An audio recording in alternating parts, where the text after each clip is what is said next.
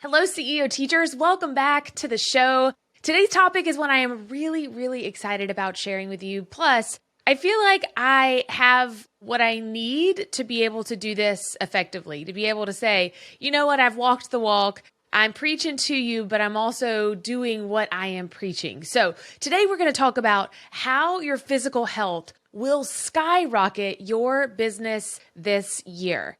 But before we get started, I wanted to share a little bit about a podcast I recently listened to by Ed Milet. If you're not already listening to his show, he's amazing. And he was telling a story about success.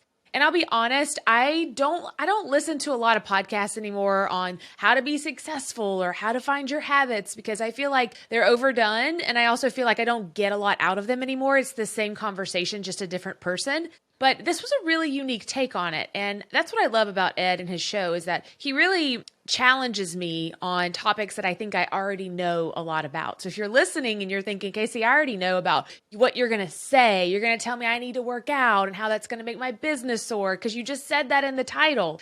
But I want to give you a lot more than that today, just as Ed gave me this weekend while I was on a walk and I was listening. And so I also wanted to share what he said. He talks about as you begin to learn success, there are many different components to starting something new or finding a new routine and these new habits. And he said, first, you've got to get comfortable being uncomfortable, which we already know though, right? It's hard to be a beginner. Just getting started, it's really ugly. You probably don't know anything about golf when you get started. I have a son that wants to play tennis. All he knows is that the tennis racket hits the ball. And I told him that's all you need to know because you'll figure it all out.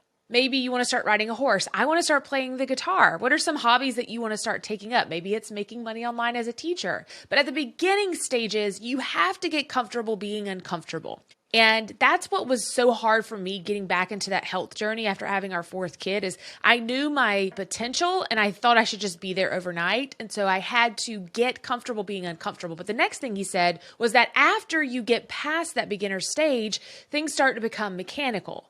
So you learn all the things that you didn't know before. So if you're riding a horse or learning how to play golf, you're learning all the step-by-steps. You can talk the talk. You're beginning to walk the walk. And here is where people believe they have found success, but that's not it. So being a beginner is first. Then learning the mechanics. So learning how to start selling your teaching resources online. People start making money and feel like they've got it all figured out. But here is where the magic happens. You don't become a master at success until you start putting in the reps.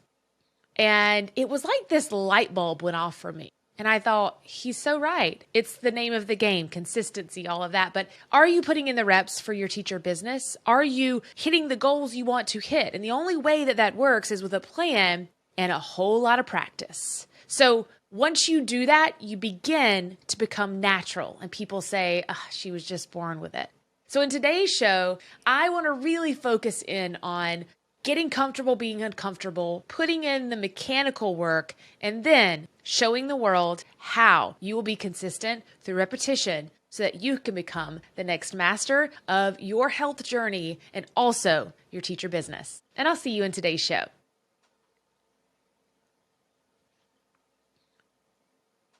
1 hour is 4% of your day. No excuses. That's by Lauren Gleesberg.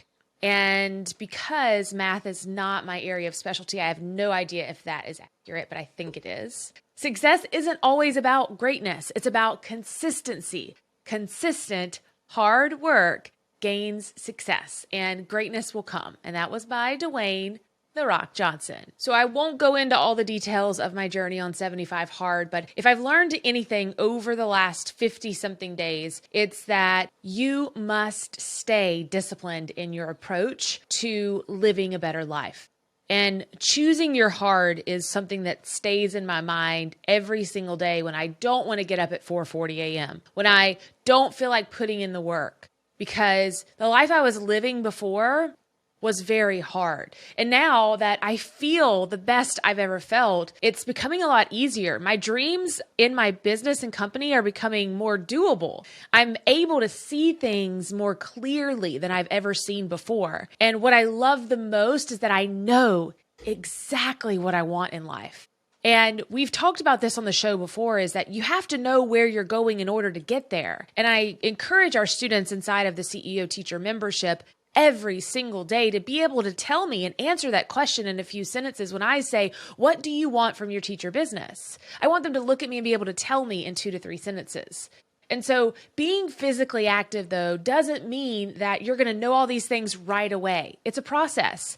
And no, you don't have to go into debt to join a gym membership or get all the barbells delivered to your house, but you just have to keep moving. You don't have to have big goals of half marathons and marathons.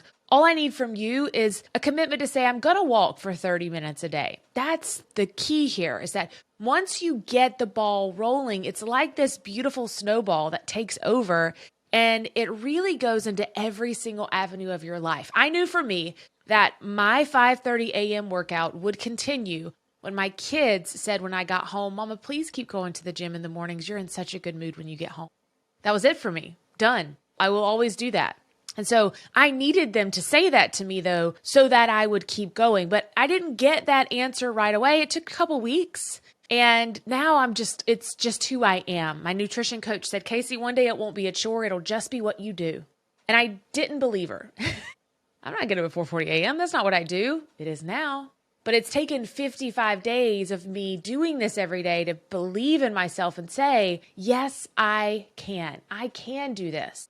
And so utilizing your physical health as it begins to infiltrate into every other aspect of your life, I've started making my bed every day. These are just some habits that I'm picking up on that I've never done before. I actually was anti-making my bed because I wanted to prove to the world that you don't have to make your bed to be successful, because people have told me that my whole life.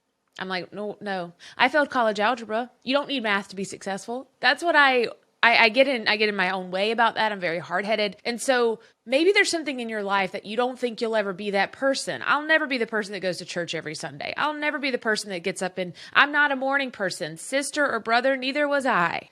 And so your physical health, what happens is as you start committing to 20 minutes a day, I'm going to walk for 20 minutes a day. Then it becomes, after your legs aren't tired, my legs were so sore the first couple of weeks. I'm going to walk for 30 minutes a day. And then, wow, I had time. I found that 30 minutes. What if I worked on my business for 20 minutes a day?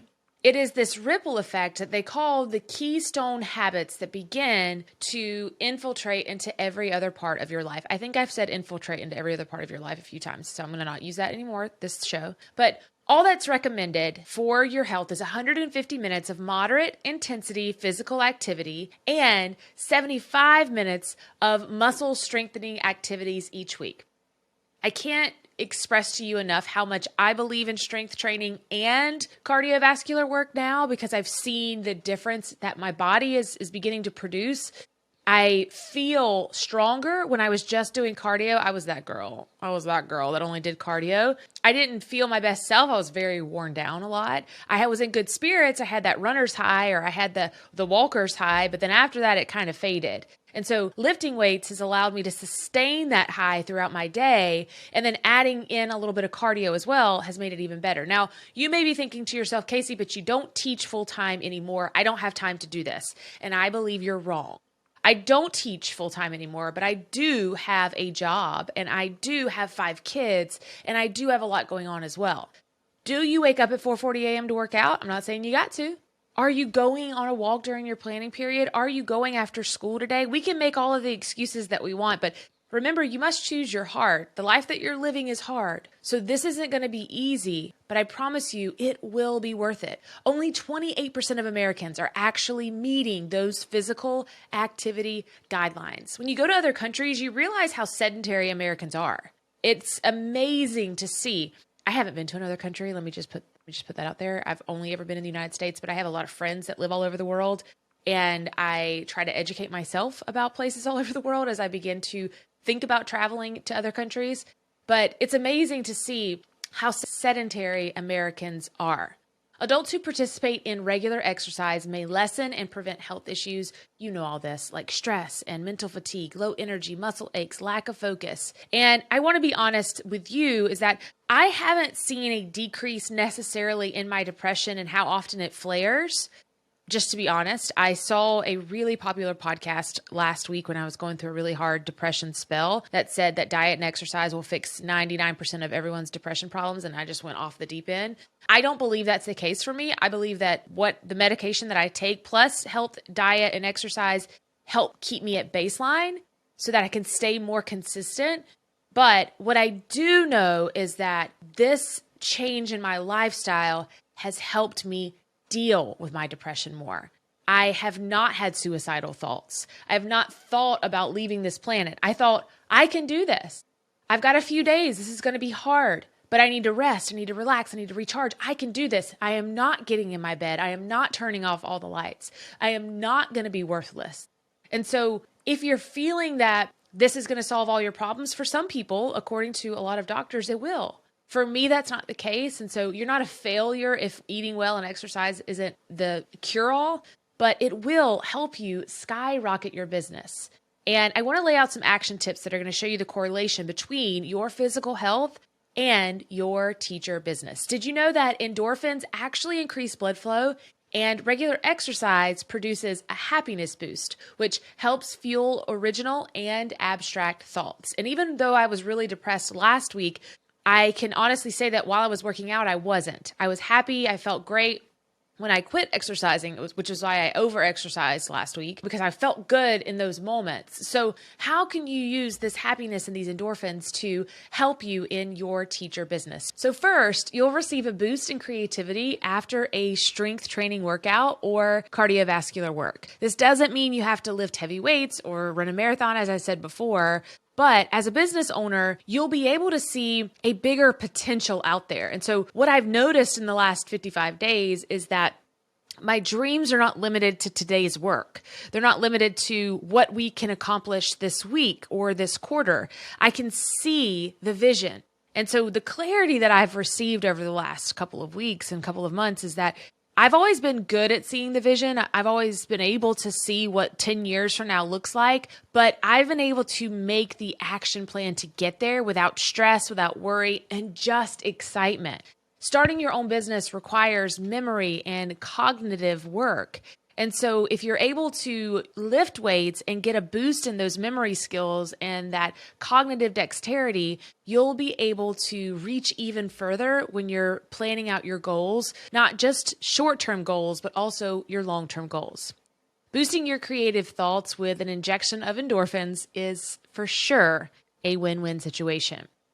Next is that you'll increase productivity after a brisk walk. We message all the time on Slack, my team does, and I'm like, did you go on a walk today? Did you get outside today? Walking for 10 minutes can actually boost your mood, and when you are in better spirits, you can get more work done. And it's not going to feel that way in the beginning. I was walking every day in the beginning of this journey, and I hated it, to be honest. And then I started saying this mantra over and over again in my head. This is a blessing, not a burden. I would say that I have the ability to walk. This is a blessing, not a burden. And it changed my mindset a little bit, but every time, whether I was the most tired I had ever been, whether I was in the worst mood, whether I was so stressed, when I finished my walk, which I've been doing a 45-minute walk or run every single day, all that was gone. The things that were a big deal weren't a big deal anymore. The things I was stressed about, I wasn't stressed out about. The tiredness, completely gone. I had a whole nother level of energy. So people who sit for the majority of their workday are less productive, and they are more tired, and they are less satisfied with their position.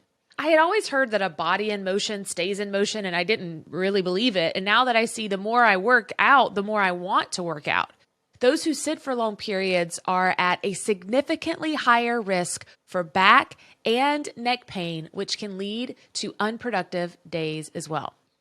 Next, on how your physical health will skyrocket your business this year is that it's going to help you build, favorite R word, resilience. Resilience in your business is your ability to quickly respond to changes that could disrupt your vision, your brand, and your influence. And resilience is really what it gave me last week when I was in a depressed state. Your physical stamina actually allows you to become more resilient in all aspects of your life. So this will help you withstand social pressures and better protect your services, your time, your offers. You won't just make quick decisions or do things based on fear. Increasing your physical activity levels helps you spend 30 to 40% more time actually working in your business rather than on your business. I remember when I first really understood that concept.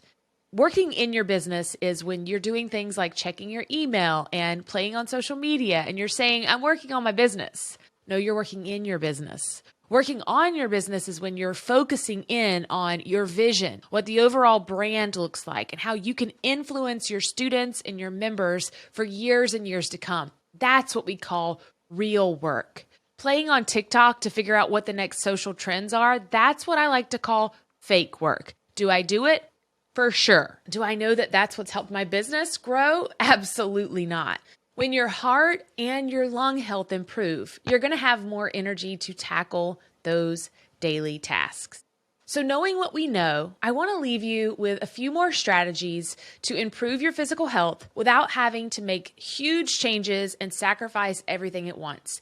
75 hard has been the hardest thing that I have done physically and mentally in my life. So I don't want you to think you have to go do this challenge in order to win at life. Instead, here are just some really quick wins that'll help you build those keystone habits we talked about at the beginning of the show. First, meal prep for healthy options. So limit your takeout, packaged and junk snack options. I am personally buying meals from someone at my gym now. They're $7 a plate, which is cheaper than if I were to go out to eat, and it requires no effort from me, and I don't even clean up. I throw all the containers away. And so that for me is a huge win and a no-brainer because it helps me every single week and it takes stress out of the whole process. Next is make sure you're drinking plenty of water. Yeah, the water struggle is real. I'm drinking a gallon a day, but mild dehydration, like 2% fluid loss, can affect your memory, your concentration, and your reaction time.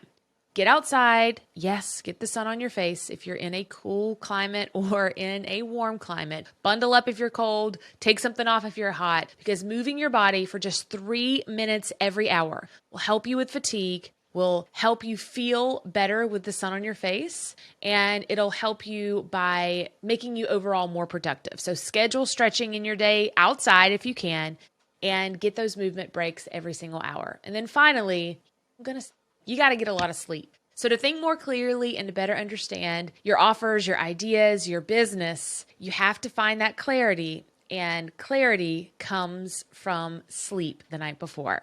Thanks so much for listening, friends, to this podcast. I hope that you are improving your physical health as much as you can so that you can skyrocket your business this year. As always, remember the best is yet to come. I'll see you right here next Wednesday, same time, same place.